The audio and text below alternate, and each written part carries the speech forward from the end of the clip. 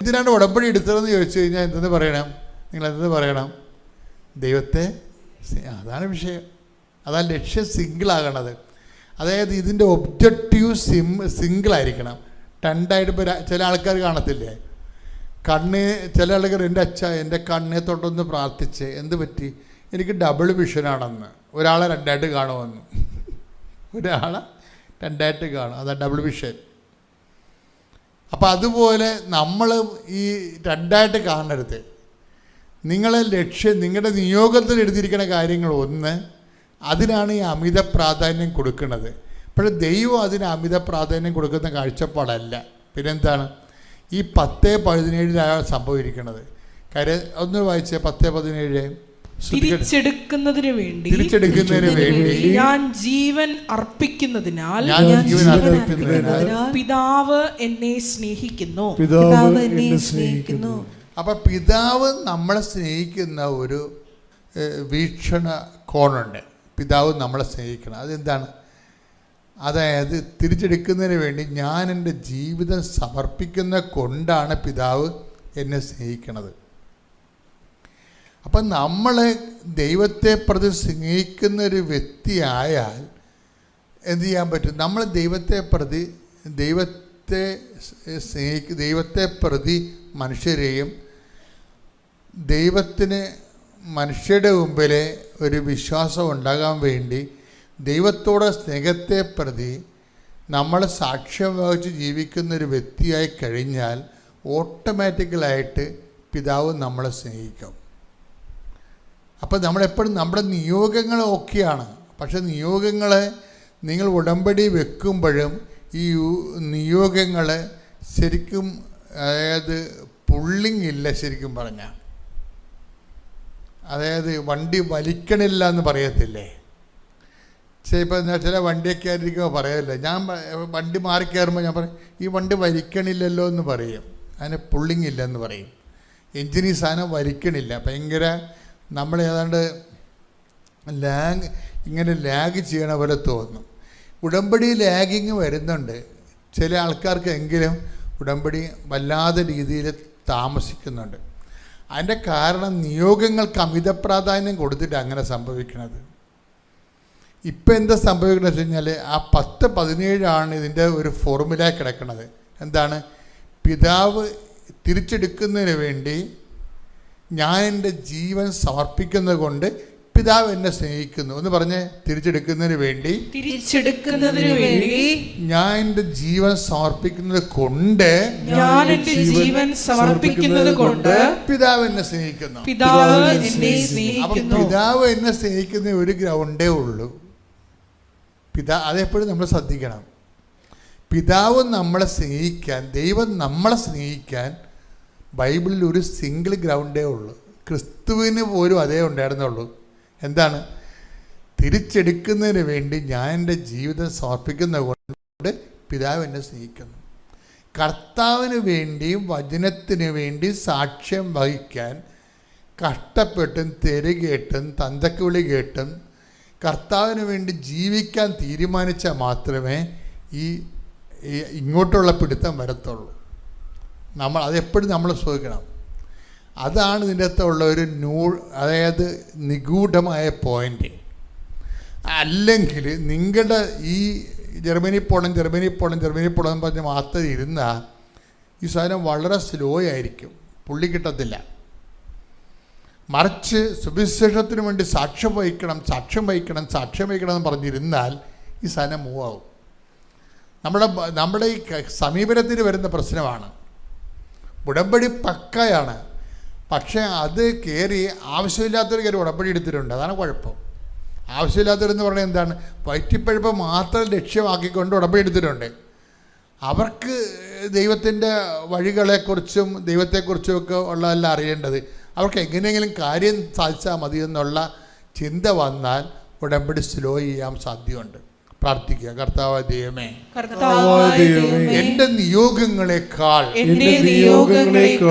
അങ്ങയ്ക്ക് വേണ്ടി ഞാൻ ജീവിക്കുന്നത് സാക്ഷ്യം വഹിക്കുന്നത് നിയോഗമാക്കിക്കൊണ്ട് ഉടമ്പടിയെ ലക്ഷ്യങ്ങളെ ത്വരിതപ്പെടുത്തുവാൻ എന്നെ പഠിപ്പിക്കണമേ.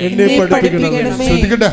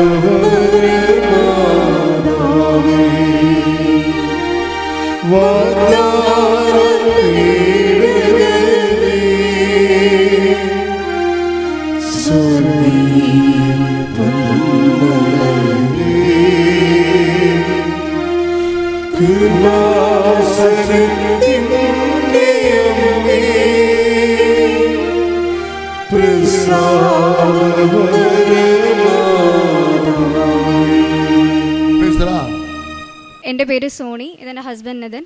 ഞങ്ങൾ പത്തനംതിട്ട വെണ്ണിക്കുളത്ത് നിന്ന് വരുന്നു. ഞാൻ ആദ്യമായിട്ട് ഉടമ്പടി എടുത്തത് 2024 ഓൺലൈനിലായിരുന്നു ആദ്യമായിട്ട് ഉടമ്പടി എടുത്തത്. കൃപാസനത്തെ പറ്റി ഞാൻ അറിയുന്നത് 2022 പക്ഷേ അപ്പോൾ ഞാൻ കാര്യമാക്കിയിരുന്നില്ല. എനിക്ക് പത്രമൊക്കെ കിട്ടാറുണ്ട്, ഞാനങ്ങനെ അധികം അങ്ങനെ കാര്യമാക്കിയിട്ടില്ല. പ്രാർത്ഥിക്കും, അങ്ങനല്ലാതെ അതിൽ കൂടുതലൊന്നും ഇല്ലായിരുന്നു. ഞാനൊരു IT ഫീൽഡിൽ വർക്ക് ചെയ്യുന്നൊരു വ്യക്തിയാണ്. അപ്പം എനിക്ക് 2024 എനിക്കൊരു എൻ്റെ വർക്ക് ചെയ്യുന്ന സ്ഥലത്ത് എനിക്ക് നല്ലൊരു പ്രശ്നമുണ്ടായി. അതായത് എൻ്റെ സീനിയറായിട്ടുള്ള എൻ്റെ കൊളീഗ് നല്ല രീതിയിൽ എന്നെ ടോർച്ചർ ചെയ്യുമായിരുന്നു. Torture in the sense means നമ്മൾ ചെയ്യുന്ന വർക്കിനൊന്നും ഒരു വിലയില്ല. എപ്പോഴും നമ്മൾ എന്തെങ്കിലും ചെറിയൊരു ഫോൾട്ട് ചെയ്താൽ അത് മാത്രമേ മീറ്റിങ്ങിലാണെങ്കിലും separate manager meeting, team lead മീറ്റിങ്ങിൽ അത് മാത്രം പറഞ്ഞുകൊണ്ടിരുന്നുള്ളൂ. അതെനിക്ക് ഭയങ്കരമായിട്ട് ഒത്തിരി വിഷമമായി. കാരണം ഞാൻ പാതിരാത്രി 2 മണി 3 മണി വരെ വർക്ക് ചെയ്യുന്ന വ്യക്തിയാണ്. പക്ഷേ ഒരിക്കലും നമ്മൾ ചെയ്ത വർക്കിന് ഒരിക്കലും ഒരു അപ്രീസിയേഷൻ ഇല്ല. അപ്രീസിയേഷൻ ഞാൻ ആഗ്രഹിക്കുന്നില്ല, ഓക്കെ. പക്ഷേ നമ്മൾ ചെയ്ത വർക്കിന് നമ്മളെ എന്താ പറയുക, കുറ്റം മാത്രം എപ്പോഴും കാണാതെ എനിക്ക് ആരോട് പറയണമെന്ന് അറിയത്തില്ല. അങ്ങനെ വന്നപ്പോൾ എനിക്ക് എൻ്റെ ലൈഫ് നല്ല രീതിയിൽ സെറ്റ് ആവുന്നില്ല. എനിക്ക് എൻ്റെ വർക്ക് മാത്രം രാവിലെ തൊട്ട് 9 to രാത്രി എപ്പോൾ എൻ്റെ വർക്ക് തീരുന്നു അപ്പോഴായിരിക്കും ഞാൻ ഉറങ്ങുന്നത്. എനിക്ക് ഭയങ്കരമായിട്ട് പ്രഷർ ഉണ്ടായിരുന്നു വർക്ക് സൈഡിൽ നിന്ന്. എനിക്ക് ഫാമിലിയിൽ എനിക്ക് നല്ല രീതിയിൽ എൻ്റെ ഫാമിലി കൊണ്ടുപോകാൻ പറ്റുന്നില്ല. എനിക്ക് മറ്റുള്ളവരോട് സന്തോഷിച്ച് സംസാരിക്കാൻ പറ്റുന്നില്ല. എന്ത് ചെയ്യണമെന്ന് അറിയാത്ത അവസ്ഥയിൽ എൻ്റെ ചേച്ചി ഇവിടെ ഉടമ്പടി എടുത്തിട്ടുണ്ട്. അപ്പം ഞാൻ നേരത്തെ പണ്ട് തൊട്ട് എല്ലാവരും ഇങ്ങനെ വിളിക്കും എൻ്റെ എന്തെങ്കിലും പ്രശ്നം വരുമ്പോൾ. പ്രശ്നം എന്നല്ല, എപ്പോഴും ഞാൻ ആൾക്കാരുമായിട്ട് എപ്പോഴും കോൺടാക്റ്റ് സൂക്ഷിച്ച് വെക്കുന്ന ഒരു വ്യക്തിയാണ്. അപ്പം ഞാൻ എൻ്റെ ആവശ്യങ്ങളോ അല്ലെങ്കിൽ എൻ്റെ വിഷമങ്ങളോ എന്തെങ്കിലും എനിക്ക് വരുമ്പോൾ ഞാൻ എല്ലാവരെയും വിളിച്ച് പറയും പ്രാർത്ഥിക്കണമെന്ന്. അപ്പം എൻ്റെ മനസ്സിലൊരു ദിവസം തോന്നിയില്ല ഇതുപോലെ ഉടമ്പടി എടുത്താലോ എന്നിങ്ങനെ തോന്നി. അങ്ങനെ ഞാൻ 2024 ഓഗസ്റ്റിലാണ് ആദ്യമായിട്ട് ഉടമ്പടി എടുക്കുന്നത്. ഞാൻ ആദ്യം വെച്ച നിയോഗം ഇത് തന്നെയായിരുന്നു, എനിക്ക് എങ്ങനെയും ഈ പ്രോജക്റ്റിൽ നിന്ന് റിലീസായിട്ട് കിട്ടണം. എനിക്കിനി പറ്റില്ല. കാരണം ഞാൻ മുമ്പോട്ട് പോയി കഴിഞ്ഞാൽ എന്താ പറയുക, എനിക്കൊരു ലൈഫില്ല. അത്ര ഒരു സിറ്റുവേഷനായിരുന്നു. അപ്പം അത് മാത്രമേ ഞാൻ അതിനോട് അപേക്ഷിച്ചുള്ളൂ. അപ്പം ഞാൻ ഓൺലൈൻ ഉടമ്പടി എടുത്തു, പ്രാർത്ഥിക്കാൻ തുടങ്ങി, ബൈബിൾ വായിച്ചു, ജപമാല ചൊല്ലാൻ തുടങ്ങി, ഞാൻ സാക്ഷ്യങ്ങൾ കേൾക്കാൻ തുടങ്ങി. അങ്ങനെ എന്നും ഒത്തിരി സാക്ഷ്യങ്ങൾ കേൾക്കും. എല്ലാം പണ്ടത്തെ ആണെങ്കിലും എപ്പോഴും ഞാൻ സാക്ഷ്യം കേട്ടുകൊണ്ടിരിക്കും. അപ്പം എൻ്റെ യൂട്യൂബിൽ അതുവരെ ഞാൻ പ്ലേ ചെയ്തിട്ടില്ലാത്ത നേരത്തെയൊക്കെ എന്ന് വെച്ച് കഴിഞ്ഞാൽ സിനിമ സോങ്സ് അങ്ങനെയൊക്കെ ആയിരിക്കും. പക്ഷേ ഉടമ്പടി എടുത്ത പിന്നെ എപ്പോഴും ഞാൻ യൂട്യൂബിലെ സാക്ഷ്യങ്ങൾ മാത്രമേ പ്ലേ ചെയ്യുന്നുള്ളൂ. എനിക്കത് മാത്രം കേട്ടാൽ മതി എന്നുള്ളൊരവസ്ഥയിലെത്തി. അങ്ങനെ ഞാൻ ഒരു സാക്ഷ്യത്തിൽ കേട്ട ഒരു ചേച്ചി UK യിലാണ്. അപ്പോൾ അവർക്ക് ആ ചേച്ചി എല്ലാ കാര്യങ്ങളും ഡേറ്റ് ഇട്ട് വെച്ച് പ്രാർത്ഥിച്ചിട്ടുണ്ട്. അപ്പോൾ ഞാൻ എത്രയും മാത്രം ഡേറ്റ് ഇട്ട് വെച്ചു. ശരി, ഞാനും ഒന്ന് നോക്കാമെന്ന് വെച്ചിട്ട് സെപ്റ്റംബർ 8 2024 എനിക്ക് അതിന് മുമ്പ് എനിക്ക് ഈ പ്രോജക്റ്റിൽ നിന്ന് റിലീസ് ആവണമെന്ന് പോലും ഞാൻ ആഗ്രഹിച്ചില്ല. എനിക്ക് ഈ പ്രോജക്റ്റ് വേണ്ട, എനിക്ക് ഈ കമ്പനിയിൽ നിന്ന് തന്നെ റിസൈൻ ചെയ്താലോ എന്നുള്ള രീതിയിൽ എൻ്റെ അവസ്ഥ ഇരിക്കുക. ഞാൻ അങ്ങനെ പ്രാർത്ഥിച്ചു. പ്രാർത്ഥിക്കും തോറും പ്രശ്നങ്ങൾ കൂടും, അല്ലാതെ ഒന്നും സോൾവ് ആകുന്നില്ല. അങ്ങനെ സെപ്റ്റംബർ 4 ഞങ്ങൾ നോർമൽ മീറ്റിങ്ങിൽ, ഡെയിലി മീറ്റിങ്ങിൽ ഞങ്ങളുടെ എല്ലാവരെയും അവരുടെ സ്റ്റാറ്റസൊക്കെ പറഞ്ഞിട്ട് എന്നോട് എൻ്റെ ടീം ലീഡും റിപ്പോർട്ടിംഗ് മാനേജറും പറഞ്ഞു ഒന്ന് സ്റ്റേ ബാക്ക് ചെയ്തിട്ട് എന്നോട് പറഞ്ഞു ക്ലയൻറ്റിന് ഇത്ര ആൾക്കാരെ ആവശ്യമില്ല, സോ പ്രൊജക്റ്റിൽ നിന്ന് റിലീസാണ് സോണി എന്ന് പറഞ്ഞു. അത് കേട്ടപ്പോൾ എനിക്കുണ്ടായ സന്തോഷം എന്ന് വെച്ച് കഴിഞ്ഞാൽ സാധാരണ ആർക്കും അങ്ങനെ അത് സന്തോഷിക്കില്ല, പക്ഷേ എൻ്റെ അവസ്ഥയിൽ ഞാൻ ഭയങ്കരമായിട്ട് സന്തോഷിച്ചൊരു വ്യക്തിയാണ്. അങ്ങനെ സെപ്റ്റംബർ 4 തന്നെ ഞാൻ മാതാവിനോട് ഇത്രയും മാത്രമേ ഉള്ളൂ, മാതാവിൻ്റെ ബർത്ത്ഡേ സെപ്റ്റംബർ 8, എനിക്ക് അതിന് മുമ്പ് എനിക്ക് ഈ പ്രൊജക്റ്റിൽ നിന്ന് തന്നെ ഒന്ന് മാറ്റണമെന്ന്. അങ്ങനെ സെപ്റ്റംബർ 4 റിലീസായി. നോർമലി ഞാൻ ഒരു MNCയിലായിരുന്നു വർക്ക് ചെയ്തത്. അപ്പം ഒരു കമ്പനിയുടെ റൂൾ വെച്ചിട്ട് നമ്മളൊരു പ്രൊജക്റ്റിൽ നിന്ന് റിലീസാകുമ്പോൾ ഓഫ് ബോർഡ് ചെയ്യുന്ന സമയത്ത് നമ്മുടെ ലാപ്ടോപ്പ് ഫുൾ അവിടെ കൊണ്ട് കൊടുത്ത് അതിനകത്തിലെ ഡീറ്റെയിൽസ് മൊത്തം അവർ മാറ്റി കളഞ്ഞിട്ട് നമുക്ക് ആ ലാപ്ടോപ്പ് തന്നെ നമുക്കൊന്നുകൂടെ അവർ തരും. അപ്പം എന്നോട് നോർമലി ഒരു കമ്പനിയിൽ ഒരു പ്രൊജക്റ്റ് നമ്മൾ റിലീസായി കഴിഞ്ഞാൽ അത് ഒരാഴ്ചക്കുള്ളിൽ നടക്കേണ്ടതാണ്. എനിക്ക് ആ സമയത്ത് സർജറി കഴിഞ്ഞു, എനിക്ക് ട്രാവലിംഗ് പറ്റാത്തൊരവസ്ഥ സിറ്റുവേഷൻ വന്നപ്പോൾ ഞാൻ എത്രമാത്രം മാതാവിനോട് പറഞ്ഞു, മാതാവ് എനിക്കിത് എക്സ്റ്റെൻഡ് ചെയ്ത് തരണം, എനിക്കറിയില്ല എങ്ങനെയില്ല ഒരു ഒക്ടോബർ 4 വരെ, സെപ്റ്റംബർ 4 നിന്ന് ഒക്ടോബർ 4 എന്ന് വെച്ചാൽ ഒരു മാസമുണ്ട്, എനിക്കറിയില്ല എങ്ങനെയില്ല, എനിക്ക് അത്രയും നാൾ എനിക്ക് അവിടെ എത്താൻ പറ്റില്ല, ഞാൻ തന്നെ ലാപ്ടോപ്പ് കൊണ്ട് ചെല്ലണം, വേറൊരാളെ നമുക്ക് വിടാൻ പറ്റില്ല. അപ്പം ഞാനിത് മാത്രമേ പ്രാർത്ഥിച്ചുള്ളൂ. ആദ്യത്തെ ഫസ്റ്റ് 2 വീക്സ് ഓണം ആയതുകൊണ്ട് അതെങ്ങനെയോ പോയി. പിന്നെ എൻ്റെ IT സപ്പോർട്ടിൽ നിന്ന് എന്നെ കോൺടാക്ട് ചെയ്തപ്പോൾ ഞാൻ പറഞ്ഞു എനിക്ക് ഇപ്പോൾ ട്രാവലിംഗ് പറ്റില്ല, എനിക്കൊരു 2-3 ഡേയ്സ് എന്ന് പറഞ്ഞു. 2-3 ഡേയ്സ് എന്ന് പറയുമ്പോൾ സെപ്റ്റംബർ മിഡ് ആയിട്ടേ ഉള്ളൂ, ഒക്ടോബർ ആയിട്ടുകൂടിയില്ല. അപ്പം ഞാൻ അങ്ങോട്ട് ഇവർ വിളിക്കാനും പോയില്ല. എൻ്റെ ലീഡിനോട് പറഞ്ഞപ്പോൾ ലീഡ് പറഞ്ഞു അവർ കോൺടാക്ട് ചെയ്യുവാണെങ്കിൽ മാത്രം എന്തെങ്കിലും നിർബന്ധമായിട്ട് കൊണ്ട് ചെല്ല്, ഇല്ലെങ്കിൽ വിട്ടേക്ക്, ലൈക്ക് സോണിയുടെ ടൈം അനുസരിച്ച് കൊണ്ട് തന്നാൽ മതിയെന്ന്. അപ്പോഴും ഓരോ തവണ ലീഡിനെയും IT സപ്പോർട്ടിനെയും ഒക്കെ വിളിക്കുമ്പോൾ ഞാൻ പ്രത്യക്ഷീകരണ പ്രാർത്ഥന ചൊല്ലിക്കൊണ്ടായിരിക്കും ഞാൻ വിളിക്കുന്നത്. അന്ന് എനിക്ക് തൈലയില്ല, ഞാൻ ഓൺലൈൻ ഉടമ്പടി എടുത്തായിരുന്നു, തൈലയില്ല, ഉപ്പില്ല, ഒന്നും ഇല്ലായിരുന്നു. അപ്പം അത് കഴിഞ്ഞ് ഞാൻ ശരിക്കും എൻ്റെ ലാപ്ടോപ്പ് റിട്ടേൺ ചെയ്തത് ഒക്ടോബർ 9. ലൈക്ക് ഞാൻ ആഗ്രഹിച്ച ദിവസവും കഴിഞ്ഞിട്ടാണ് എനിക്ക് എൻ്റെ ലാപ്ടോപ്പ് തിരിച്ചു കൊണ്ട് കൊടുക്കാൻ പറ്റിയത്. മൂന്നാമത് എൻ്റെ ഉടമ്പടിയിൽ ഞാൻ ഉടമ്പടി വെച്ചിട്ടുള്ള കാര്യങ്ങളിലേക്കാട്ടി കൂടുതൽ എൻ്റെ ദിവസം മാത്രമല്ല, എനിക്ക് എൻ്റെ ലൈഫിൽ എന്തൊരു സിറ്റുവേഷൻ വന്നാലും അതിനാണ് എനിക്ക് കൂടുതൽ പരിഹാരങ്ങൾ മാതാവ് തന്നുകൊണ്ടിരിക്കുന്നത്. മൂന്നാമത്തെ കാര്യം എന്ന് വെച്ച് കഴിഞ്ഞാൽ എൻ്റെ ഹസ്ബൻഡിൻ്റെ പാസ്പോർട്ട് റിന്യൂ ചെയ്യുന്ന ടൈമിൽ ലൈക്ക് ഞങ്ങളോർത്ത് ഹസ്ബൻഡ് സൗദിയിലാണ്, അപ്പോൾ അവിടെ നിന്ന് തന്നെ റിന്യൂ ചെയ്യാമെന്ന് വിചാരിച്ചു. പക്ഷേ ആ ടൈമിൽ പണ്ടൊരു കേസ് ഉണ്ടായിരുന്നു, അപ്പോൾ ആ കേസ് ഓൾറെഡി ക്ലോസ്ഡ് ആയിട്ട് ഇപ്പോൾ 10 വർഷം മേലായി. പക്ഷേ നമ്മുടെ കേരള പോലീസിൻ്റെ സൈഡിൽ ആ കേസ് ഇപ്പോഴും സ്റ്റിൽ അവൈലബിൾ ആയിട്ട് അങ്ങനെ കിടക്കുന്ന, കാരണം ആ കേസിൻ്റെ പേപ്പർ കൊണ്ട് നമ്മൾ പോലീസ് സ്റ്റേഷനിൽ കൊണ്ട് കൊടുക്കാതെ ആ കേസ് ക്ലിയർ ആവില്ല, നമ്മുടെ പേര് അവിടെ നിന്ന് എടുത്ത് മാറ്റില്ല. അപ്പോൾ ഞങ്ങൾക്കിതൊന്നും അറിയില്ല. ഞങ്ങളപ്പം ലൈക്ക് എന്താ പറയുക, പാസ്പോർട്ട് അവിടെ റിന്യൂ ചെയ്യുക, സൗദി എംബസി ത്രൂ റിന്യൂ ചെയ്യുവാണെങ്കിൽ അവർ ഡയറക്റ്റ്ലി കോൺടാക്ട് ചെയ്യും, നമ്മുടെ നാട്ടിൽ ഒരു ദാക്ഷിണ്യവും കാണിക്കില്ല, എന്തെങ്കിലും ഉണ്ടെങ്കിൽ ഓൺ ദ സ്പോട്ട് എക്സിറ്റ് അടിച്ച് വിടുക ചെയ്യുന്നത്.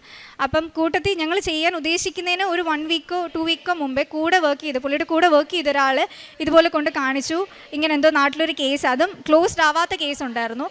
ആ ആൾക്ക് സൗദി എംബസി ഒരു 6 months ടൈം കൊടുത്തു, അതിനുള്ളിൽ നാട്ടിൽ പോയേ പറ്റൂ ജോലി നിർത്തിയിട്ട്, ഇനി സൗദിയിലോട്ട് തിരിച്ച് റീഎൻട്രി പറ്റില്ല.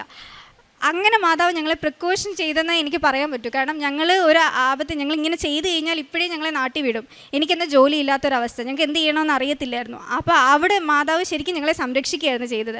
അതിനുശേഷം ഞാൻ നേരിട്ട് വന്ന് ഉടമ്പടി എടുത്തിട്ട് എൻ്റെ കയ്യിൽ കാശുരൂപം ഉപ്പും എല്ലാം ഉണ്ടായിരുന്നു, ഞാൻ ഉപ്പ് കൊടുത്തു വിട്ടിട്ടുണ്ടായിരുന്നു. അപ്പോൾ എന്നും ഈ പാസ്പോർട്ടിനകത്ത് ഉപ്പ് വെച്ച് പ്രാർത്ഥിക്കുന്നുണ്ട്. അത് ലോജിക്കലി എല്ലാവരും ചിന്തിക്കുമ്പോൾ അത് കറക്റ്റ് ആണെന്നില്ല, പക്ഷേ ഞാൻ ഒത്തിരി സാക്ഷ്യം കേട്ടിട്ടുണ്ട്. ഒരുപാട് സാക്ഷ്യത്തിനകത്ത് എല്ലാം ഈ പരിശുദ്ധ തൈലം, ഉപ്പ്, തേൻ ഇതെല്ലാം യൂസ് ചെയ്തിട്ട് ആൾക്കാർക്ക് ഒരുപാട് എന്താ പറയുക, നമ്മൾ മനുഷ്യരെ കൊണ്ട് വിചാരിച്ചാൽ നടക്കാത്ത കാര്യങ്ങൾ ഒരുപാട് സാധിച്ചിട്ടുണ്ട്. അതായിരുന്നു എൻ്റെ അടുത്ത സാക്ഷ്യം. പിന്നെ ഇനിയുള്ളത് ലീവ് റിക്വസ്റ്റ് ആണ്. എൻ്റെ ഹസ്ബൻഡിന് ഡിസംബറിൽ എൻ്റെ സർജറിക്ക് വേണ്ടി നാട്ടിൽ വരാൻ വേണ്ടി ലീവ് റിക്വസ്റ്റ് ചെയ്തു. അപ്പോൾ ആ സമയത്ത് ഞങ്ങൾക്ക് കൊന്ത ചൊല്ലാമൊന്നും അറിയില്ല, ഞങ്ങൾ ഓർത്തഡോക്സുകാരാണ്, അപ്പം കൊന്ത ചൊല്ലാമൊന്നും അറിയില്ല. ഞാൻ നേരത്തെ ഒരു കാത്തലിക് ഇൻസ്റ്റിറ്റ്യൂട്ടിൽ വർക്ക് ചെയ്തിട്ടുള്ളതുകൊണ്ട് എനിക്ക് കൊന്ത ചൊല്ലാൻ ഞാൻ അവിടെ നിന്ന് പഠിച്ചു. അപ്പോൾ ഞാൻ എന്നും ലൈക്ക് ഹസ്ബൻഡിനെ വിളിക്കും, ഞാൻ പഠിപ്പിച്ചു തരാമെന്ന് പറഞ്ഞു, പക്ഷേ ഇന്നേ വരെ വന്നിട്ടില്ല. അന്ന് ഞാൻ ഓൺലൈൻ ഉടമ്പടി എടുത്ത് കഴിഞ്ഞിട്ട് ഹസ്ബൻഡായിട്ട് ഇങ്ങോട്ട് പറഞ്ഞു, ഞാനോട് എന്നാൽ ഉടമ്പടി എടുക്കുക, എന്നെയും കൂടെ കൊന്ത ചൊല്ലാൻ പഠിപ്പിക്കുമോ എന്ന് ചോദിച്ചു. അപ്പോൾ എനിക്കെന്തോ അത് ഭയങ്കര ഹാപ്പിയായി, കാരണം ഞാൻ ഇത്രയും 2 വർഷമായിട്ട് പുറകെ നടക്കാത്തൊരു സംഭവം മാതാവിനെ കൊണ്ട് ലൈക്ക് ഒരു 1 വീക്കും കൊണ്ട് നടന്നല്ലോ എന്ന് ഓർത്തു. അങ്ങനെ ലീവ് റിക്വസ്റ്റ് ചെയ്യുന്നതിന് മുമ്പ് ഞങ്ങളുടെ 2 പേരും കാര്യത്തിൽ എന്തുണ്ടെങ്കിലും അങ്ങോട്ടും ഇങ്ങോട്ടും വിളിച്ച് പറയും, പ്രാർത്ഥിക്കണേ, ഞാൻ ഇന്നടത്ത് പോവുക, അല്ലെങ്കിൽ ഇന്ന കാര്യം ഞാൻ ചെയ്യാൻ പോവുക എന്നുള്ള രീതി ഞങ്ങൾ അങ്ങോട്ടും ഇങ്ങോട്ടും വിളിച്ച് പറയും. അപ്പോൾ എന്നോട് ഇതുപോലെ പറഞ്ഞു, ലീവ് റിക്വസ്റ്റ് ചെയ്യുമ്പോൾ പ്രാർത്ഥിക്കണം. സാധാരണ ഇവരുടെ കമ്പനിയിൽ ഒരു 2 വീക്സ് ലീവ് റിക്വസ്റ്റ് ചെയ്തിട്ട് 2 വീക്സ് പുറകെ നടന്നാൽ മാത്രം അപ്രൂവ് ചെയ്യുന്നത്, അന്നൊരു 5 മിനിറ്റിനുള്ളിൽ അപ്രൂവ് ചെയ്തു. അപ്പം ലൈക്ക് തിരിച്ച് ഡ്യൂട്ടി കഴിഞ്ഞ് വന്നപ്പോൾ എന്നോട് പറഞ്ഞു ഇതുപോലെ അപ്രൂവ് ചെയ്തു. അപ്പം ഞാൻ പറഞ്ഞത് മാതാവ് ചെയ്തു തന്നതാണ്, ഞാൻ അത്രയും പ്രാർത്ഥിച്ചിട്ടുണ്ട്. അപ്പോൾ പറഞ്ഞേ ഇല്ല, ഈ സമയത്ത് അധികം വർക്ക് ഇല്ല, അതുകൊണ്ട് അവർ തരുമെന്ന് പറഞ്ഞു ലീവ്. അപ്പം ഞാൻ ഞാൻ മനസ്സുകൊണ്ട് ഞാൻ പ്രാർത്ഥിച്ചു, മാതാവ് ഇത് നീ ചെയ്തു കൊടുത്താണെങ്കിൽ ഇത് എന്തായാലും ഇത് തെളിയിക്കണം, അല്ലെങ്കിൽ പുള്ളിക്ക് അതിലുള്ള വിശ്വാസം കൊടുക്കണമെന്ന് പറഞ്ഞു. പിറ്റേ ദിവസം വെരി നെക്സ്റ്റ് ഡേ കൂടെ വർക്ക് ചെയ്യുന്ന വേറൊരു പയ്യന്, ആക്ച്വലി ആ പയ്യൻ എല്ലാവർക്കും വേണ്ടി ലീവ് അഡ്ജസ്റ്റ് ചെയ്യുന്ന ഒരുത്തനാണ്. അപ്പം ആ പയ്യനെ ഇതുപോലെ ലീവ് റിക്വസ്റ്റ് ചെയ്തു അതിൻ്റെ ഫാദറിൻ്റെ സർജറി ആയിട്ട്. 5 മിനിറ്റ് കൊണ്ട് റിജക്റ്റ് ചെയ്തു. അപ്പോൾ ലൈക്ക് അവിടെ ഉണ്ടായിരുന്ന ഓഫീസിലുള്ള എല്ലാവരും ചോദിച്ചു ഇതെന്തുകൊണ്ട് ഇതിന് മാത്രം ഇതെന്തുകൊണ്ട് ഇങ്ങനെ എല്ലാം റെഡിയായി വരുന്നു എന്നുള്ളത്. അത് എനിക്ക് 100% ഉറപ്പാണ് അത് മാതാവ് തന്നെ ചെയ്തു കൊടുത്തത്. കാരണം ഇവരുടെ കമ്പനിയിലെ HR അങ്ങനെ ഓഫീസ് ഡിപ്പാർട്ട്മെൻറ്റ് ഫുൾ അറബിക് പീപ്പിളാണ്. നമുക്കൊന്നും ചെയ്യാൻ പറ്റത്തില്ല. അവർക്ക് ഇഷ്ടമുള്ള ടൈമിൽ അവർ വർക്ക് ചെയ്യും, അവർക്ക് ഇഷ്ടമുള്ള രീതിയിൽ അവർ റിപ്ലൈ ചെയ്യും. അത് നമുക്കൊന്നും ചെയ്യാനേ പറ്റില്ല. ഒരു മലയാളി പോലും ഇല്ല ഇവരുടെ കമ്പനിയിൽ. അത് മാതാവ് ചെയ്തു തന്നാന്ന് എനിക്ക് 100% ഉറപ്പാണ്. ഇനി അടുത്തുള്ള ഇക്കാമ, എൻ്റെ ഹസ്ബൻഡ് എക്സിറ്റ് അടിച്ച് വരികയാണ്. അപ്പം January 2, 2026 ആണ് ലാസ്റ്റ് എൻഡ് ഓഫ് കോൺട്രാക്റ്റ്. പക്ഷേ December 2 അവർ പറഞ്ഞു പോകാൻ, കാരണം ഇക്കാമ 12 എക്സ്പയർ ആവും. അവർക്ക് റിന്യൂ ചെയ്ത് കൊടുക്കാൻ താല്പര്യമില്ല 22 ദിവസത്തേക്ക്.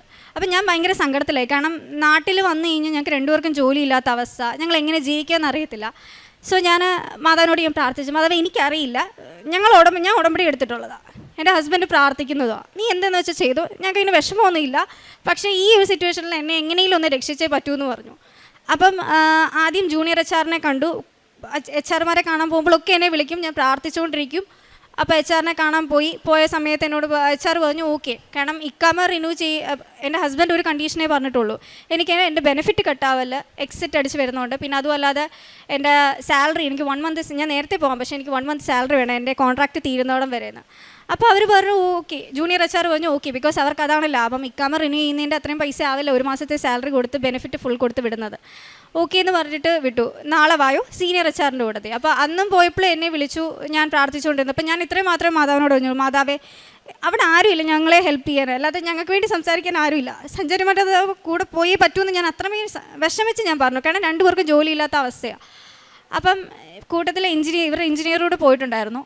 പോയ സമയത്ത് സീനിയർ HR സമ്മതിച്ചില്ല, പുള്ളി അക്സെപ്റ്റഡ് അല്ല, 1 മന്ത് ജോലി ചെയ്യാതെ സാലറി തരില്ല എന്ന് പറഞ്ഞു. ഓക്കെ, അപ്പം എൻ്റെ ഹസ്ബൻഡ് പറഞ്ഞു ശരി ഞാൻ പോകുന്നില്ല, January 2 ഞാൻ പോകുന്നുള്ളൂ, എൻ്റെ കോൺട്രാക്റ്റ് തീരുന്നോടം വരെ ടെർമിനേറ്റ് ചെയ്യാൻ അപ്പോൾ അവർ പറഞ്ഞു ടെർമിനേറ്റ് ചെയ്യുന്നു. ഓക്കെ, എഞ്ചിനീയറും എൻ്റെ ഹസ്ബൻഡും 2 പേരും പറഞ്ഞു ശരി ടെർമിനേറ്റ് ചെയ്യും, കാരണം വിത്തൗട്ട് റീസൺ ഒരു പേഴ്സണെ ടെർമിനേറ്റ് ചെയ്ത് കഴിഞ്ഞാൽ അവർക്ക് തന്നെയാണ് ഒരു 4-5 മാസത്തെ എക്സ്ട്രാ സാലറി കൊടുത്ത് നാട്ടി വേണ്ടത്. ലാസ്റ്റിൽ സീനിയർ HR അറബിക്ക് മനസ്സിലായി എന്തായാലും ഇത് നടക്കാൻ പോകുന്നില്ല. പുള്ളി പറഞ്ഞു ശരി 22 ദിവസത്തേക്കുള്ളതിന് വരും 3 മാസത്തെ ഇക്കാമ റിന്യൂ ചെയ്തു. ഇവൻ എൻ്റെ ചേച്ചിയൊക്കെ അവിടെ വർക്ക് ചെയ്യുന്നു, അവരൊക്കെ പോയി ഒരിക്കലും അങ്ങനെ നടക്കാത്ത സംഭവമാണ്. ഞങ്ങളെക്കൊണ്ട് വിചാരിച്ചാൽ നടക്കില്ല, നമ്മൾ മലയാളികളെല്ലാം പോയി പറയാനും റിക്വസ്റ്റ് ചെയ്യാനും. അവരുടെ ക്യാരക്ടർ എന്ന് വെച്ച് കഴിഞ്ഞാൽ എൻ്റെ ഡിഫറെൻറ്റാണ്. അവിടെ മാധവ് മാത്രം അത്ഭുതം പ്രവർത്തിച്ചാൽ എനിക്ക് 100% ഉറപ്പ്. അപ്പോഴും ഞാൻ പറഞ്ഞു, എനിക്ക് ഇന്നാളിൽ ജോസഫ് അച്ഛൻ്റെ കൈമുത്തിലൂടെ എനിക്കൊരു കാശ് രൂപം കിട്ടിയിട്ടുണ്ടായിരുന്നു, അത് ഞാൻ ഹസ്ബൻഡെ കൊടുത്ത് വിട്ടിട്ടുണ്ടായിരുന്നു. അത് എപ്പോൾ എവിടെ പോയാലും, സൈറ്റിൽ പോയാലും എപ്പോൾ എവിടെ പോയാലും അത് കൂടെ കൊണ്ടുപോകണം. കാരണം വർക്ക് ചെയ്യുന്ന സൈറ്റിൽ എപ്പോഴും ആക്സിഡൻറ്റ് നടക്കുന്നതാണ്, നമുക്ക് ഒരു അഷുറൻസും ഒന്നും പറയാൻ പറ്റത്തില്ല. അപ്പം ഞാൻ എപ്പോഴും ഞാനത് പറയും, കൊന്തയും കാശ് രൂപം ഒന്നും സൈറ്റിനകത്ത് എൻ്റർ ചെയ്യാൻ പറ്റത്തില്ല, പക്ഷേ എങ്ങനെയെങ്കിലും എൻ്റെ ഹസ്ബൻഡ് അത് അകത്ത് കൊണ്ടുപോകും. അടുത്തതായിട്ടുള്ള എനിക്ക് ജോലിയുടെ കാര്യം, ഞാനൊരു 8 മന്ത്സായിട്ട് ഗ്യാപ്പ് എടുത്തിരിക്കുന്നു സർജറി കഴിഞ്ഞ്. എനിക്ക് ജോലി കിട്ടുന്നില്ല. ഞാൻ ട്രൈ ചെയ്യാൻ തുടങ്ങിയ സമയം തൊട്ട് ഒത്തിരി റിസഷൻ വന്നുകൊണ്ടിരിക്കുകയാണ്. അപ്പോൾ ഞാനിങ്ങനെ എന്നും പ്രാർത്ഥിക്കും, എന്നും നൗക്കറി, ലിങ്ക്ഡിൻ എല്ലാം ഞാൻ അപ്ലൈ ചെയ്യാറുണ്ട്. അപ്പോൾ ഒരു ദിവസം എനിക്കൊരു കമ്പനിയുടെ പേരില്ല, ജസ്റ്റ് ഒരു കൺസൾട്ടൻസിയിൽ ഞാൻ ജസ്റ്റ് ഇങ്ങനെ ലിങ്ക്ഡിൻ ത്രൂ അപ്ലൈ ചെയ്ത സമയത്ത് എനിക്ക് മെയിൽ വന്നു, തിരിച്ച് ഓൺ ദ സ്പോട്ട് തന്നെ റിപ്ലൈ മെയിൽ വന്നു. അപ്പോൾ ഞാൻ വിചാരിച്ചു അത് ഡയറക്റ്റോ ഇൻഡയറക്റ്റോ പേരോൾ ഓഫ് ഒരു MNC കമ്പനിയുടെ പേരായിരുന്നു. ഞാൻ വിചാരിച്ചു ഇതൊക്കെ ഊടായിപ്പായിരിക്കും, നടക്കില്ല, ഇങ്ങനെയൊന്നും ഒരിക്കലും ആരും അയക്കില്ല, ഞാൻ അവർക്കാർക്കും അയച്ചിട്ടില്ലല്ലോ. അപ്പം ഞാൻ എനിക്കറിയാവുന്ന ഒരാളെ ഞാൻ കാണിച്ച പുള്ളി പറഞ്ഞു ജസ്റ്റ് ഒന്ന് അയച്ചു കൊടുക്ക്, ഇന്ന റോളിന് വേണ്ടി എനിക്ക് ഇത്രയും മാസത്തെ ഗ്യാപ്പ് ഉണ്ടെന്ന് പറയാൻ പറഞ്ഞു. ആ പുള്ളിനോട് മെയിൽ അയക്കാൻ പറഞ്ഞിട്ട് ഞാൻ 2 ആഴ്ച കഴിഞ്ഞിട്ടാണ് പിന്നെ മെയിൽ അയച്ചത്. മെയിൽ അയച്ചു കഴിഞ്ഞിട്ടും എനിക്ക് കണ്ടിന്യൂസ്ലി ആ കമ്പനിയുടെ സൈറ്റിൽ നിന്ന് ഇങ്ങനെ റിക്വസ്റ്റ് ഓട്ടോമാറ്റിക് മെയിൽ ജനറേറ്റ് ചെയ്തുകൊണ്ടിരിക്കുക, നിങ്ങൾ അവരുടെ സൈറ്റിലേക്ക് അരിയേഴ്സിൽ കയറി ആപ്ലിക്കേഷൻ ലോഗിൻ ചെയ്യും. ഞാനത് സീരിയസ് ആക്കി എടുത്തില്ല. ലാസ്റ്റ് ഈ കൺസൾട്ടൻസിയിൽ ഞാൻ എൻ്റെ റെസ്യൂമെ അയച്ചു കൊടുത്ത പുള്ളി എനിക്ക് വിളിച്ചു, ഈ ഒരു സാറ്റർഡേ ഫസ്റ്റ് ഇൻ്റർവ്യൂ ഉണ്ട്, വെർച്വലാ, ഓക്കെ ആണോ? ഞാൻ പറഞ്ഞു ഓക്കെ എന്ന് പറഞ്ഞു. ആ സമയത്ത് എനിക്ക് നല്ല പനി, എക്സ്ട്രീം നല്ല പനി, എനിക്ക് നേരെ നിൽക്കാൻ പോലും വയ്യ. ഞാൻ രാവിലെ ലേറ്റായിട്ട് എഴുന്നേറ്റു, 10 മണിക്ക് എൻ്റെ ഇൻ്റർവ്യൂ, 9:30 ആയപ്പോൾ ഞാനിങ്ങനെ ചിന്തിക്കുന്നത് അറ്റൻഡ് ചെയ്യണോ വേണ്ടായോ എന്ന് എനിക്കറിയില്ല, ഞാനിങ്ങനെ ചിന്തിച്ചുകൊണ്ടിരിക്കുകയാണ്. അങ്ങനെ ലാസ്റ്റ് കിട്ടട്ടെ, ഇല്ലെങ്കിൽ ഓക്കെ വീട് എന്നുള്ള രീതിയിൽ ഞാൻ അറ്റൻഡ് ചെയ്ത സമയത്ത് ഞാൻ കാശുരൂപവും തേനും ഉപ്പും ഇത് 3 എൻ്റെ അടുത്ത് വെച്ചിരുന്നു. ഞാൻ തൈലവും ഞാൻ തേച്ചിട്ടുണ്ടായിരുന്നു. കാശുരൂപം ഞാൻ ആ ഇൻ്റർവ്യൂവറിൻ്റെ നേരെ പുള്ളി കാണാതെ നമുക്ക് വെക്കാൻ പറ്റും, കണ്ടുകൊണ്ട് വെക്കാൻ പറ്റില്ല, അപ്പോൾ കാണാതെ ഞാൻ വെച്ചിട്ടുണ്ടായിരുന്നു. ഞാൻ ആ ഇൻ്റർവ്യൂ പാസ്സായി. ഇൻ്റർവ്യൂ കഴിഞ്ഞപ്പം എന്നോട് ചോദിച്ച ക്വസ്റ്റ്യൻസ് ഒക്കെ എനിക്ക് അറിയാവുന്നത്, പക്ഷേ ഞാൻ പറഞ്ഞത് മൊത്തം തെറ്റാണ്. അത് ഞാൻ എന്നിട്ട് ആ ഒരാഴ്ച എനിക്ക് 1 വീക്ക് ടൈം കിട്ടിയപ്പോൾ ഞാൻ എന്നും ഇങ്ങനെ ചിന്തിക്കുന്നുണ്ട്, ആ ക്വസ്റ്റ്യൻ എനിക്ക് അറിയാവുന്നത്, പിന്നെ എന്തിനാണ് ഞാൻ അങ്ങനെ തെറ്റായിട്ട് പറഞ്ഞതെന്ന്. ഓക്കെ, കിട്ടത്തില്ലെന്ന് പറഞ്ഞ് വിട്ടു. ഫസ്റ്റ് ഇൻ്റർവ്യൂ സാറ്റർഡേ ഇൻ്റർവ്യൂ കഴിഞ്ഞു. ട്യൂസ്ഡേ വെൻസ്ഡേ എന്നെ പിന്നെയും കൺസൾട്ടൻസിയിൽ നിന്ന് വിളിച്ചു. ഫസ്റ്റ് ഇൻ്റർവ്യൂ ഓക്കെ ആയി. സെക്കൻഡ് ഫേസ് ടു ഫേസ് ആണ്, അത് next Saturday. Face to face എന്ന് പറഞ്ഞാൽ എനിക്ക് ഭയങ്കര പേടിയാണ്. ഞാൻ ഒരു 3.5 ഇയേഴ്സായി ഒരു ഫേസ് ടു ഫേസ് ഇൻ്റർവ്യൂവിന് ഞാൻ പോയിട്ട്. എനിക്കത് എങ്ങനെ അറ്റൻഡ് ചെയ്യണമെന്ന് പോലും എനിക്കറിയത്തില്ല. എൻ്റെ കൈയും കാലും വിറയ്ക്കും. ഞാനപ്പം രണ്ടും കൽപ്പിച്ച് ഓക്കെ, ജസ്റ്റ് ആ ഒരു കമ്പനിയുടെ ക്യാമ്പസിൽ എനിക്ക് കാണാൻ പറ്റുമല്ലോ എന്നുള്ളൊരു ആഗ്രഹത്തിൽ ഞാൻ പോയി. കാരണം അത്രയ്ക്ക് ലൈക്ക് ഇന്ത്യയിലൊരു MNC ആണ്, അപ്പോൾ എനിക്ക് അവിടെ കാണാൻ പറ്റുമല്ലോ എന്ന് വിചാരിച്ച് ഞാൻ പോയിട്ടുണ്ടായിരുന്നു. അങ്ങനെ ഇൻ്റർവ്യൂവിന് പോയ സമയത്ത് ഞാനിവിടെ അപ്പോഴും സാക്ഷ്യങ്ങൾ കേൾക്കും. എന്നെ എപ്പോഴും ലൈക്ക് എന്നെ സപ്പോർട്ട് ചെയ്തിരുന്ന ഇവിടുത്തെ സാക്ഷ്യങ്ങളായിരിക്കും. ഓരോരുത്തരും വന്ന് പറയാറുണ്ട്, ലൈക്ക് കുറേ പേര് പറഞ്ഞിട്ടുണ്ട് ഈ ടേബിളിൽ ഉപ്പിട്ടു പ്രാർത്ഥിച്ചു എന്നൊക്കെ. അപ്പോൾ ഞാൻ മോർണിംഗ് 9 പോയി. നോക്കിയപ്പോഴത്തേക്കും ഒരു ജാതിക്കുള്ള ആൾക്കാരുണ്ട് അവിടെ. ലൈക്ക് മോർ ദാൻ 200 പീപ്പിൾ എന്തായാലും അവിടെ ഇൻ്റർവ്യൂവിന് അറ്റൻഡ് ചെയ്തിട്ടുണ്ട്.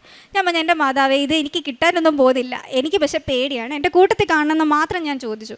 അപ്പം മാതാവിനോട് ലൈക്ക് അവിടെ കമ്പനിക്കകത്ത് കയറണമെങ്കിൽ നമുക്കൊരു വിസിറ്റർ കാർഡ് കിട്ടും. ഞാൻ ഇവരുടെ ആ കമ്പനിയുടെ കരിയർ സൈറ്റിൽ ലോഗിൻ ചെയ്ത് പാസ്വേഡ്, യൂസർ നെയിം പാസ്വേഡ് നമ്മൾ ക്രിയേറ്റ് ചെയ്യണം. പാസ്വേഡ് ക്രിയേറ്റ് ചെയ്യുമ്പോൾ ആൽഫബറ്റ്സ്, സ്പെഷ്യൽ ക്യാരക്ടേഴ്സ്, ഈ ഡിജിറ്റ്സ് എല്ലാം വേണം. ഞാൻ ഏത് ഡിജിറ്റ്സ് ആണോ എൻ്റർ ചെയ്ത് ആ സെയിം ഡിജിറ്റ്സ് ആണ് എൻ്റെ വിസിറ്റർ കാർഡിൽ എനിക്ക് പ്രിൻറ്റ് ചെയ്ത് കിട്ടിയത്. അത് ലൈക്ക് ബാക്കിയുള്ളവരോട് പറഞ്ഞാൽ വിശ്വസിക്കുമെന്ന് അറിയത്തില്ല, പക്ഷേ എനിക്കത് ഭയങ്കര ഷോക്കിംഗ് ആയി. ഞാൻ ആ കമ്പനിയുടെ ലോഗിൻ ചെയ്ത അതേ പാസ്വേഡിൽ തന്നെ എനിക്ക് അവിടുത്തെ വിസിറ്റർ കാർഡ് കിട്ടി. ഞാൻ അറ്റൻഡ് ചെയ്യാനകത്ത് കയറി. അറ്റൻഡ് ചെയ്യാൻ എന്നെ 4 മണിക്കാണ് വൈകുന്നേരം വിളിച്ചത്. അതിന് മുമ്പേ വരുന്നവരൊക്കെ ലൈക്ക് പറയുന്നുണ്ട് ടഫായിട്ടുള്ള ക്വസ്റ്റ്യനാണ്. അവർ പറയുന്ന ക്വസ്റ്റ്യൻ ഞാൻ കേട്ടിട്ട് കൂടിയില്ല, എനിക്കറിയില്ല, അതിന് എനിക്ക് ആൻസർ ഇല്ല, എനിക്ക് പഠിക്കണമെന്ന് പോലും എനിക്ക് തോന്നിയിട്ടില്ല. ആ സമയം ഫുൾ ഞാൻ പ്രാർത്ഥിച്ചുകൊണ്ടിരിക്കുകയായിരുന്നു. എൻ്റെ ഇൻ്റർവ്യൂവർ വന്നു, എന്നെ വിളിച്ചുകൊണ്ട് പോയി അകത്തോട്ട്. പുള്ളി ഭയങ്കര ചിരിച്ചുകൊണ്ടാണ് എന്നെ ലൈക്ക് വെൽക്കം ചെയ്തത്. അപ്പോൾ പുള്ളി എന്നോട് പറഞ്ഞു, ജസ്റ്റ് 1 മിനിറ്റ് ഒന്ന് തരുമോ, ഞാനൊന്ന് പോയിട്ട് വരാം, വെളിയിൽ നിന്ന് പറഞ്ഞു. ആ ടൈമിൽ ഞാൻ അകത്ത് കയറിയപ്പോൾ ഞാൻ ആകെ വിഷമിച്ച് ഇത്രേ ഉള്ളൂ, മാതാവേ ഞാൻ എവിടെ ഉപ്പിടും, ഈ പുള്ളിയുടെ ഫ്രണ്ട് വെച്ച് എനിക്ക് ഉപ്പിടാൻ പറ്റില്ല. കാരണം അങ്ങനെ ഒരു കമ്പനിയിൽ ഇൻ്റർവ്യൂവിന് കയറുമ്പോൾ അവർ ഭയങ്കര ഹൈ സെക്യൂരിറ്റി ആയിരിക്കും, എന്ത് ചെയ്യണമെന്ന് എനിക്കറിയില്ല. പെട്ടെന്ന് പുള്ളി എന്നോട് ഇൻ്റർവ്യൂ ചെയ്ത് തുടങ്ങുന്നതിന് മുമ്പ് എന്നോട് പറഞ്ഞു, ലൈക്ക് 1 മിനിറ്റ് എനിക്കൊന്ന് ടൈം താ, ഞാൻ ഇപ്പോൾ വരാമെന്ന് പറഞ്ഞു. ആ സമയത്ത് ഞാൻ പ്രതീക്ഷയുടെ പ്രാർത്ഥന ചൊല്ലി ഞാൻ ടേബിളിൽ ഉപ്പിട്ട് ഞാൻ തൈലം നാവേ പുരട്ടിയാണ് ഞാൻ ഇൻ്റർവ്യൂ അറ്റൻഡ് ചെയ്തത്. അതിൽ എനിക്ക് 2 ക്വസ്റ്റ്യനെ അറിയാത്തുള്ളൂ. ആ 2 ക്വസ്റ്റ്യനും എനിക്കറിയില്ല. ഞാനത് പക്ഷേ പുള്ളിക്ക് അതിൻ്റെ ആൻസർ പറഞ്ഞു കൊടുത്തു, ഞാനത് സോൾവ് ചെയ്ത് കാണിക്കുകയും ചെയ്തു. അത് കഴിഞ്ഞ് എനിക്ക് HR റൗണ്ട് ഉണ്ടായിരുന്നു. HR റൗണ്ട് കഴിഞ്ഞ് വേറൊരു HR ഡിസ്കഷൻ എന്ന് പറഞ്ഞ റൗണ്ട് ഉണ്ട്. അതിനെന്നെ ഒരു HR വിളിച്ചിരുന്നു 2 ഡേയ്സ് കഴിഞ്ഞ്. എൻ്റെ ഈ സെക്കൻഡ് റൗണ്ട് കഴിഞ്ഞിട്ടും എന്നെ വിളിച്ചിരുന്നു. ഞാനപ്പോൾ അവിടെ ചെന്ന് ലൈക്ക് കോൾ അറ്റൻഡ് ചെയ്തു. അപ്പോൾ എന്നെ വിളിക്കാമെന്ന് പറഞ്ഞിട്ട് പിന്നെ എനിക്ക് റെസ്പോൺസ് ഒന്നുമില്ല. അപ്പോൾ എനിക്ക് പേടിയായിപ്പോയി, മാതാവ് ഇത്രയും എത്തിച്ചിട്ട് ഇനി എന്താ ബാക്കി എനിക്ക് ഇത്രയും ഡിലേ വരുത്തുന്നതെന്നുള്ളൊരു പേടിയായിപ്പോയി. ജോലിയില്ല, എൻ്റെ ഹസ്ബൻഡ് ജോലി ചെയ്ത് നിർത്തി വരിക, ഞങ്ങൾക്കൊരു വഴി കാണിച്ചേണേ എന്ന് പറഞ്ഞു. അപ്പം ഞാൻ എനിക്ക് ആ HR കോൺടാക്ട് ചെയ്യാൻ നോക്കിയിട്ട് HR കോൾ എടുക്കില്ല, മെയിൽ അയച്ച റിപ്ലൈ ഇല്ല, ടെക്സ്റ്റ് മെസ്സേജ് ഇല്ല, ഒന്നുമില്ല. ഞാൻ മാതാവേ എനിക്ക് സഞ്ചാരി മാതാവ് കൂടെ ഉണ്ടെങ്കിൽ എനിക്ക് അതിനൊരു അടയാളം കാണിച്ചു തരണം. ഞാൻ പിന്നെയും ഇങ്ങനെ മെയിൽ അയച്ചുകൊണ്ടിരിക്കുക, അല്ലാതെ HR പേര് ഞാൻ ശ്രദ്ധിക്കുന്നില്ല. പിന്നെ ഞാൻ ജസ്റ്റ് ഒന്നുകൂടെ ഒന്ന് മെയിൽ അയക്കാൻ ഇങ്ങനെ നോക്കിയപ്പോൾ എൻ്റെ HR പേര് S. കാർമൽ മേരി എന്നാണ്. അപ്പോൾ എനിക്ക് ഉറപ്പാണ് ഇത് ഡിലേ ആയാലും എനിക്ക് എന്തായാലും ഇത് കിട്ടും, കാരണം HR എന്നെ വിളിക്കും. വെരി നെക്സ്റ്റ് വീക്ക് തന്നെ ഞാനിങ്ങനെ ഒരു സാക്ഷി കേട്ടുകൊണ്ടിരുന്നതിൻ്റെ ഇടയ്ക്ക് എൻ്റെ കൺസൾട്ടൻസിയിൽ നിന്ന് എന്നെ വിളിച്ചിട്ട് പറഞ്ഞു അവർ ലീവ് ആയതുകൊണ്ട് അവർ അറ്റൻഡ് ചെയ്യാവുന്നത്, HR നാളെ എന്തായാലും വിളിക്കുമെന്ന്. പിറ്റേത് മോർണിംഗ് HR വിളിച്ചു. HR എന്നോട് നല്ല വെൽ ബിഹേവ് ആയിട്ട് സംസാരിച്ചു. പുള്ളിക്കാരി ചെന്നൈ വർക്ക് ചെയ്യുന്ന ആളാണ്, സൈക്ലോൺ ആയതുകൊണ്ടാണ് കോൺടാക്ട് ചെയ്യാത്തതെന്ന് പറഞ്ഞു. അങ്ങനെ HR റൗണ്ടും കഴിഞ്ഞു. എനിക്ക് ലാസ്റ്റിൽ എൻ്റെ ഓഫർ ലെറ്റർ കിട്ടിയപ്പോൾ ഞാൻ ആഗ്രഹിച്ച ഒറ്റൊരു കാര്യമുള്ളൂ, ഇവിടെ വന്ന് മാതാവിനോട് പറഞ്ഞിട്ടല്ലാതെ ഒരു മനുഷ്യരോട് എനിക്ക് പറയാൻ പറ്റില്ലേത്. പക്ഷേ ഞാൻ ഹൈദരാബാദിലായത് കാരണം ഞാൻ അവിടുത്തെ ഒരു പള്ളിയിലെ മാതാവിൻ്റെ രൂപത്തിൽ കൊണ്ട് എൻ്റെ ഓഫർ ലെറ്റർ കാണിച്ചിട്ടാണ് എനിക്ക് കുറച്ച് അറ്റാച്ച്ഡ് ആയിട്ടുള്ളവരുണ്ടായിരുന്നു, ഒരു 6 to 7 പീപ്പിൾ. അവരെനിക്ക് വേണ്ടി ഒരുപാട് പ്രാർത്ഥിച്ചിട്ടുണ്ട്. അപ്പോൾ അവരോട് മാത്രം പറഞ്ഞു. ഇന്ന് ഈ നിമിഷം ഇവിടെ വന്നാണ് ഞാൻ പിന്നെ പറയുന്നത്. എൻ്റെ വീട്ടിലെ എൻ്റെ കൂട്ടത്തിൽ വന്ന് വേറെ ആർക്കും അറിയില്ല എനിക്കൊരു ഇങ്ങനെ കമ്പനി ജോയിൻഡ് ആയി. ഞാൻ 29th ജോയിൻഡ് ആകാൻ പോവാണ്. എനിക്കറിയില്ല ഞാൻ എങ്ങനെ സന്തോഷം. ഞാൻ ആഗ്രഹിക്കാത്ത രീതിയിൽ എനിക്കൊരു മാതാവ് എനിക്ക് ജോലി തന്നത്. കാരണം ഞാൻ ഒരിക്കലും ആഗ്രഹിച്ചില്ല. ഞാൻ ഒരു തവണ മാത്രം മാതാവിനോട് പറഞ്ഞു, മാതാവേ ഞാൻ സാധാ ഒരു കമ്പനിയാണ് ചോദിക്കുന്നത്, അല്ലാതെ ഈ ഒരു കമ്പനി നല്ലതെന്ന് ഈ കമ്പനിയുടെ പേര് വരെ പറഞ്ഞ് ഞാൻ മാതാവിനോട് ഞാൻ കംപ്ലയിൻറ്റ് പറഞ്ഞിട്ടുണ്ട്. ഇന്നിപ്പം ഈ 29th ഞാൻ അവിടെ ജോയിൻ ചെയ്യാൻ പോകണം. കംപ്ലയിൻറ്റ് പറഞ്ഞ കമ്പനിയിൽ തന്നെ എനിക്ക് ജോയിൻ ചെയ്യാൻ മാതാവ് എനിക്ക് അനുഗ്രഹം തന്നു. പിന്നെ എൻ്റെ പ്രേക്ഷിത പ്രവർത്തനം എന്ന് വെച്ച് കഴിഞ്ഞാൽ ഞാൻ പത്രം കൊണ്ട് കൊടുക്കും. അപ്പോൾ ആദ്യമൊക്കെ ഞാൻ പത്രം കൊടുക്കുമ്പോൾ ഭയങ്കര എനിക്ക് നാണക്കേടായി. റിജക്ഷൻ ഒത്തിരി കിട്ടിയിട്ടുണ്ട്. അപ്പോൾ എൻ്റെ ഹസ്ബൻഡാണ് പറഞ്ഞത്, സാക്ഷ്യങ്ങൾ കേൾക്കാറില്ലേ, റിജക്ഷൻ എപ്പോഴും വരും, അത് കഴിഞ്ഞ് നമ്മൾ വീണ്ടും വീണ്ടും കൊടുത്തുകൊണ്ടിരിക്കണമെന്ന്. എനിക്കൊരു വെൽ സപ്പോർട്ടായിരുന്നു പുള്ളി. അപ്പം റിജക്ഷൻ വന്നുകൊണ്ടിരിക്കും, ഞാൻ കൊടുത്തുകൊണ്ടിരിക്കും. നേരത്തെയൊക്കെ ഞാൻ ജസ്റ്റ് ആരെങ്കിലും എനിക്കൊരാൾ കൂട്ട് വേണം പത്രം കൊണ്ട് കൊടുക്കാൻ. ഇപ്പം എനിക്ക് അങ്ങനെ കൂട്ടിൻ്റെ ആവശ്യമില്ല. ഞാൻ എവിടെയെങ്കിലും പോവുകയാണെങ്കിൽ സ്കൂട്ടറിൽ പോകുന്ന വഴിയിൽ ആരെ കണ്ടാലും നിർത്തി ചോദിച്ചാൽ കൊടുക്കുന്നത്. അപ്പം അവരോട് ഞാൻ പറഞ്ഞിട്ടും കൂടെ കൊടുക്കുന്ന അത് കഴിഞ്ഞ പിന്നെ ഞാൻ തനിച്ച് പോകാൻ തുടങ്ങിയ പിന്നെ ആൾക്കാർ വേണ്ടാന്ന് പറയുന്നത് പോലും ഇല്ല. അവർ പറയും ഇപ്പം ഞങ്ങൾ വേറൊരു വഴിക്ക് പോവാം എന്നുള്ള രീതി ചിരിച്ചുകൊണ്ട് പറയല്ലാതെ ഇന്നേ വരെ ഹാഷായിട്ട് പിന്നീട് എന്നോട് ആൾക്കാർ പെരുമാറിയിട്ടില്ല. പിന്നെ കാരുണ്യ പ്രവർത്തനം വെച്ചാൽ ഞങ്ങളുടെ സാലറിയിൽ ഞങ്ങൾക്ക് 2 പേർക്കും ജോലി ഉണ്ടായിരുന്നപ്പോഴും എൻ്റെ ഹസ്ബൻഡ് മാത്രം ജോലി ഉണ്ടായിരുന്ന സമയത്തൊക്കെ ഞങ്ങളുടെ സാലറിയിൽ നിന്ന് ഞങ്ങൾ ഇത്ര % ആൾക്കാർക്ക് ആവശ്യമുള്ളവർക്ക് ഡെഫിനറ്റ്ലി കൊടുക്കാറുണ്ട്. ഞങ്ങൾ പ്രാർത്ഥിക്കാറുണ്ട്. ഞങ്ങളുടെ തന്നെ ജോലിയില്ലാത്ത എനിക്ക് ജോലിക്ക് വേണ്ടി ഞാൻ പ്രാർത്ഥിച്ച സമയത്ത് എൻ്റെ കൂട്ടത്തിൽ തന്നെ ജോലിയില്ലാത്ത എൻ്റെ ഫ്രണ്ട്സ് ഉണ്ട്, കൊളീഗ്സ് ഉണ്ട്, എനിക്ക് അറിയാവുന്നവരുണ്ട്, അവർക്കൊക്കെ വേണ്ടി ഞാൻ പ്രാർത്ഥിച്ചിട്ടുണ്ട്. എല്ലാവരും ഒരുപാട് പേര് എന്നെ വിളിച്ച് പ്രാർത്ഥിക്കാൻ എനിക്കിപ്പോൾ പറയുമ്പോൾ എനിക്ക് ഭയങ്കര സന്തോഷം. എനിക്ക് എല്ലാവരോടും എനിക്ക് മാതാവിനെ പറ്റി പറയാൻ പറ്റും. മാതാവ് നോക്കിക്കോളൂ, അല്ലെങ്കിൽ മാതാവ് ശരിയാക്കിക്കോളൂ, നിങ്ങൾ വറി ആവണ്ടെന്ന് എനിക്ക് പറയാൻ പറ്റും. ഇത്രയും എനിക്കിങ്ങനെ പറയാൻ പറ്റിയത് പോലും അമ്മ മാതാവിൻ്റെ അനുഗ്രഹം കൊണ്ടാണ്. ഇത്രയും അനുഗ്രഹം തന്ന അമ്മ മാതാവിനും ഈശോയ്ക്കും കൊടാരവും നന്ദി.